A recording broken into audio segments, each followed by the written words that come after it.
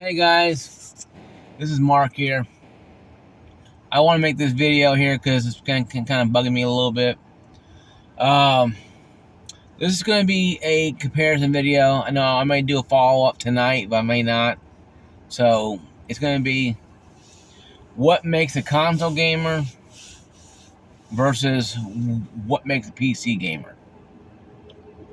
And these concepts here, though, are kind of not very hard to understand, but can be kind of misconstrued. People say, "Oh, gamers are gamers, doesn't matter," and really, that's not the case. Gamers are unique. Every gamer has unique personality and quirks and sets of understandings. So when you look at that in that frame of mind, it becomes more and more easier to understand. What makes a console gamer, and this first has to be about console first, is just they're more or less okay with buying practically a set-top box with a disk drive on it. In most cases, in the future, it may not be. If it's in the future where disk drive is no longer available, hey from the future or from the past, anyway. And they're okay with being part of that ecosystem, a la Xbox, PlayStation, Nintendo Switch, kind of, because Switch is its own beast, so Switch is different. But PlayStation and Xbox ecosystems, you're tied to the ecosystem. You only play games on that system that you can play games on. You play your Halos and your Dooms, and yes, get your Borderlands and your Warhammers. I pre-ordered that one for early access. Um, and also the Gears of War and the racing games. But that's part of that situation, ecosystem, where on the Xbox side, you have that. Now, the exclusive on Xbox are being shared with PC, and PC will be the second half of this video. But the ecosystem of the PlayStation and Xbox are practically similar. You play only games that are on it, with the online session being that the Xbox ecosystem has PC. But that's part of necessity, not really the norm, because Xbox wanted to expand by choice, on necessity. Xbox wanted to expand to other platforms and markets, and they saw the big gigantic, and I call PC the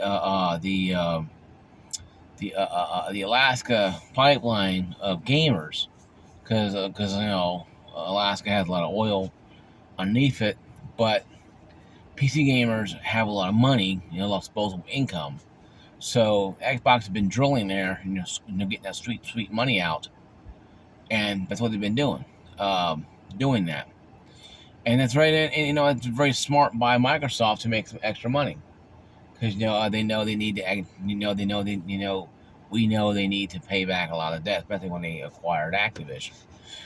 But all these game studios, under one umbrella with Microsoft, and doing that does make understanding sense that people are trying to say that consoles are kind of a cheap PC. It's kind of a slap in the face to PC enthusiasts out there. A game console is like a PC, but it's nowhere near the power of PC. It can't be. It's impossible, because Xbox is being held down by the S series, the weaker little brother of the X series. And that right there is going to show a lot more problems, and we're seeing it right now with the ecosystem with the Xbox, that the consoles are not selling because they don't have any exclusives. And if you go over on the PlayStation side, they have tons of exclusives, but they're trickling out little by little, and the practices that Sony has done with the Helldivers 2 incident and other incidents like that, raising prices of the Plus, adding more tier, but raising prices of all of them and making it very convoluted, turns people off the consoles because you're paying all this money just to play Call of Duty online on PlayStation or Xbox. And really, you don't have to do that. In PC, you don't do it at all. PC is turn it on, play it, and you're going. But on consoles, you have to have their seal of approval, their money, their access code, so to speak, their live service or PlayStation service to actually access the internet that you're paying for. See, I was a console gamer for a long time. And what converted me over was my sister playing Halo.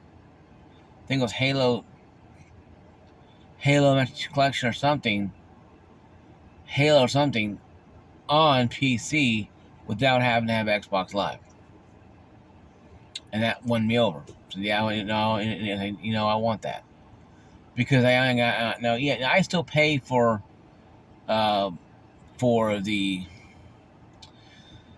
Ultimate, because I get a lot of games on PC I can download and play, like Call of Duty. There is benefit to having that ecosystem if it benefits you in a way that you gives you more games to play, and if it does, that's great. But see, I'm not tied down to an Xbox. Even though I have an Xbox One X, I hardly ever go online with it. I just play it for YouTube and watching Peacock, stuff, that kind of stuff, movies and wrestling. I don't have to care. But going back to the PlayStation side, you had, back in the time, you didn't have to have Plus to play online. PS3 era didn't have that. And of course, it showed, because PS3 ecosystem was really rough. Online was really rough. I mean, Call of Duty worked, Call of Duty 4 worked, wrestling games hardly didn't work. A lot of games worked, a lot of them didn't. But you had free online. Of course, now when you're paying the money now every month, the online servers are a lot better because now you're paying them. But you shouldn't pay them in the first place, because you're paying $29, $49, $109 a month for internet access. Gaming should be somewhat included in that access, especially with Spectrum and Comcast being the two big dogs out there. And AT&T being the biggest one too as well with the situation. They have the big three, Comcast, Spectrum, and AT&T. You should be given free access to that kind of stuff. But I understand that the corporations got to make money. Because you understand, folks, console manufacturers are making no money off the consoles at all. I know this is kind of hard to believe, but the console manufacturers make no money off the consoles whatsoever. Their biggest sales used to be software, but now it's subscription-based sales. They make more money off you and I buying Xbox Game Pass Ultimate or PlayStation, Premium Tier Plus. That is what Sony and Microsoft are making so much money on, because they're banking on it. It's why Microsoft put all the eggs in one basket now, and really tell you, hey, no, we don't make enough money on this live. We're cutting jobs. They're cutting jobs anyway. During the whole COVID thing, they made close to about almost 1.2, almost 2 billion, 1.5, almost $2 billion a year. About 500, 200, 300, about $100, $200 million, a month. 100 million, probably a little less than that, a little more than that. Of Microsoft for Xbox Live Ultimate, Game Pass Ultimate, and this was the way before they bought Activision, so they're riding high. Then they got in that Walt Disney buy everything type of mentality.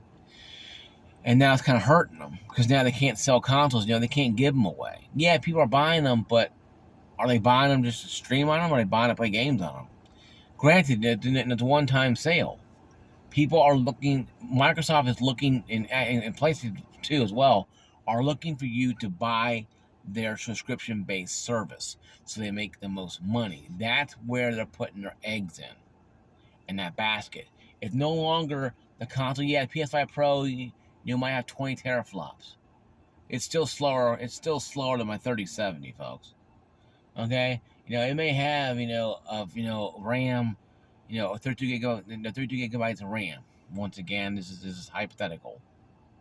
Now, it may have a storage of 2 terabytes. Once again, all hypothetical. No, none of this is proven. Please don't go, oh my God, Mark said no. No. I'm just hypothetical. I'm just pulling it out of my ass. Okay. It might have VRAM of 16 gigabytes of VRAM, the video memory. It's a lot more than 3070, but the power is way less. Hey, great, more power to them.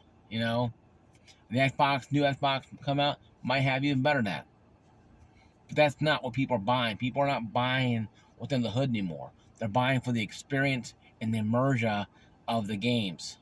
And when your games are on our platforms, like PlayStation and Xbox are, you don't have to go into that ecosystem anymore. You can buy the PlayStation 5 Pro or buy a PlayStation 5 Standard, buy the Xbox X Series, the taller one, and not buy the little drum cylinder one that may come out later on, maybe whenever it does. And you can play, the Xbox games, or you can watch YouTube, or you can watch Netflix on that. And that would be your media device. And your gaming could be on PC. Now we're going over to PC. What separates PC gamer? How can you tell who they are? Well, actually, they're pretty much enthusiasts. They're not always loners, but they're people who, want to get the most out of get the most out of their experience. And what I mean by that is that they want to have the latest and greatest, but not sit there and have to go into debt. Some PC gamers will. A lot of us PC gamers are pretty much smart enough to know that, I can't afford a $600 i9 14900KS or K processor. I have to go with the 12th gen or the 13th gen, or even be a real budget gamer and go with 11 highest gen you can find, or the medium 12th gen you can find. So PC gamer is a little different than that. And the parts and stuff. But also what makes PC gamer different is the sales. When we have sales on Steam, and I've experienced this for almost 4 years now. A little less than 4 years. I must see. I bought so many games on Steam I haven't played because they're cheap. I remember this game. I played on Xbox, played on PlayStation. Click. Oh, I remember this game. Horizon Forbidden West. Okay, I'll pay $60 for it. Boom. Oh, Spider-Man Morales. Okay, $50. I gotta buy it too. Boom. I beat Miles Morales, and I beat Spider-Man on PS4. I'll play it again. I bought it again. Like a Borderlands 3, I buy it too. I bought all the games I bought outside of a few. I think this one being Warhammer.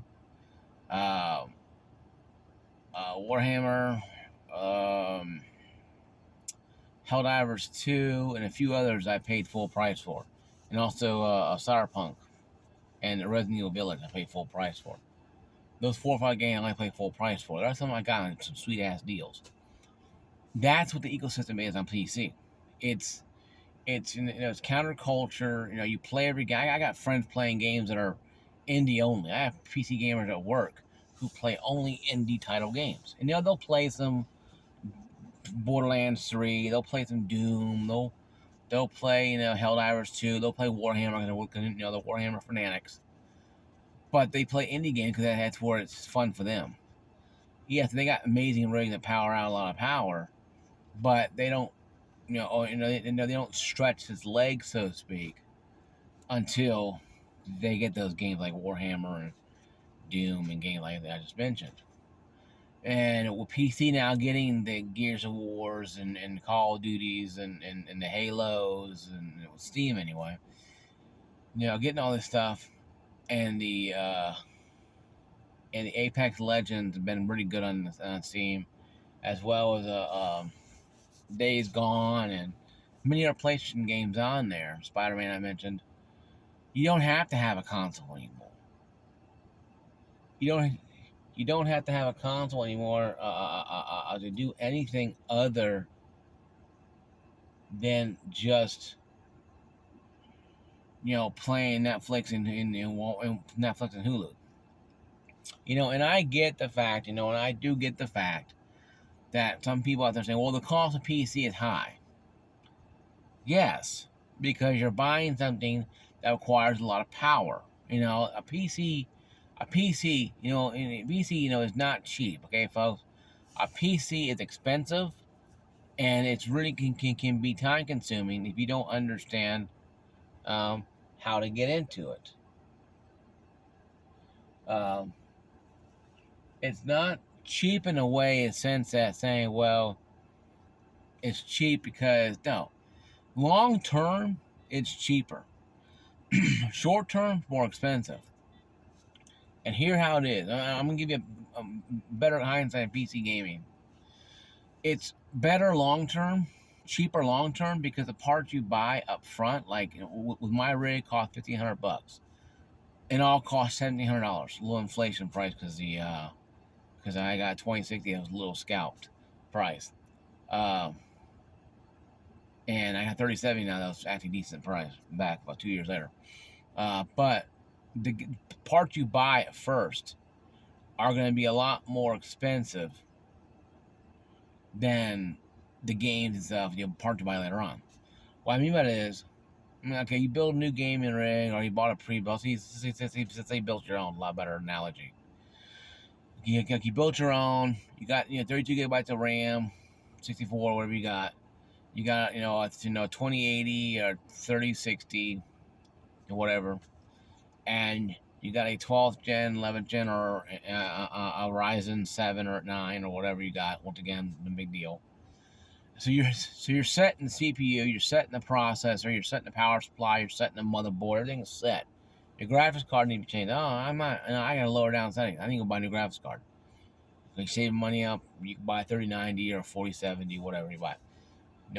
Let's say it costs $500 for a 4070. It kind of does. You go to Walmart here. That's way behind back there. You go buy a 4070, pop it in. Now you got a new graphics card. Now you're playing games once again back at max settings or ultra settings. Okay. My RAM's getting a little old, a little sluggish. My RAM's a little weird, so I'm gonna replace my RAM now. Okay, replace your RAM. You gotta replace the RAM. You only have to if you want to. It's like, okay, I have enough money saved up. I know I'm gonna upgrade it to let's say you have DDR5. I'm gonna upgrade to the maximum DDR5 setting. Okay, I have enough money. Okay, I'm gonna go to Micro Center if you have one, Best Buy if you have one, Walmart if you can find one there, and you go buy them and you get them home. Pop them. Okay, good. Now your RAM and motherboard are set. Let's say you spent $500 on the graphics card. Let's say about $150 on RAM. Let's say about $600 you spent. $700. Okay, and those two items. Now you're a console gamer. You're buying an Xbox or a PlayStation every couple years. $500, $600 times 2 is $1,200 to $1,000. $1,000 to $1,200 every couple years. So every 4 or 5 years, you're spending about $500 to buy something. And $500, granted, you may not can't get a good graphics card. You may get a decent graphics card if you go AMD or whatever, or if you go last gen on NVIDIA, you might get a good graphics card. Okay, and that's fine. The last gen, the 30 series, you might find a decent one, $500. But anyway, that's not the point of this. The point being is, you find this stuff and you get a la carte your system. You can take out the RAM, put new RAM in. You can take out the power supply, put new power supply in. You can't do that with a console. That's why I think console gamers don't understand the versatility of PC gaming. Is because, and they're learning now. I know a lot of them are coming over now, realizing what PCs really are, and they're like, they get a taste of it and they like it because it's like, it's something they can hold on to. It's not something tangible. They see, yes, expensive at first, but spending $500 on a graphics card or $500 on some RAM and a power supply is cheaper than spending $500 on a console every few years, because the consoles are going to keep having renovations or revamps every few years. The Xbox already has an Xbox X Series and S. Well, that's already two right there. Granted, they came out in the same time, but the point is, though, you get two sessions. The Xbox One X, the Xbox One Series, original one, S. The original one, the S, Sad Edition, and the X. It's 1, 2, 3, 4. Xbox One, Xbox One S, Xbox Sad, Xbox One X. You get 4 iterations that cost $400, except the Sad costs like $249. But you get 3 iterations that cost $400 or $500. So it's $5,000, $1,500. In that amount of time, you could have bought a decent pre-built or bought a probably better a DIY system and do it yourself for that kind of money. Now, granted, during 2020 COVID thing, you couldn't. But let's say building it right now. I would say $1,500 will get you a decent rig. Now, you can buy a pre-built. If you can buy pre-built online, you can find it or go to the store and find it in a decent price. Go for it. But I'm still not sold on pre-built 100%. But it doesn't mean that they're bad. It just means that you might have to be careful. Because certain companies will cheap out on certain things. Power supply is one of them. RAM may be another one. But like I said, though, if you're okay with it, go for it. But $1,500, you could probably build a gaming rig for probably $1,000. Maybe $1,200. You want top of the line, probably $1,500. Or high mid range. If you want I want to play Halo Infinite, Gears of War 5, and the rest of the games at high settings. Well, $1,000, $1,200 to get you a lot of frame rate. But like I say, guys, it just depends on who you are and what you are. I'm not you. You're not me. Everybody has something different. Okay, and I think that's the biggest thing. Later tonight, I'm gonna do another video discussing really, the gaming in general. I may do that tonight or Wednesday night. I may discuss the gaming in general, but really, I don't need to talk about it anymore. I think people have understood my opinion about the modern gaming really stinking, because people just don't understand that. But yeah, guys, if you're going into consoles thinking that you're gonna get 10 years out of them, you're wrong. If you're going into PC gaming thinking you can get in with little effort at all, little money spent at all, you're wrong. You gotta spend money to do stuff. That's the way it is in the world we live in. I think people just accept that as some myth, or you don't gotta spend a lot of money to buy a PC or a console. And both of them are expensive, folks. The only difference is with a console, you're constantly spending money every few years. Where a PC, I have the same power supply since I bought my gaming rig. I was built by my brother-in-law and my sister. The RAM has changed, the cooler has changed, the graphics card has changed, but everything remains the same. That's why I think people need to understand that more. So, guys, this is my video. Thank you for watching my video. Like, subscribe, ring that bell. Comment down below. Are you a PC gamer or a console gamer? Comment down below. I like to see it. I like to read it. See you guys later. Peace out.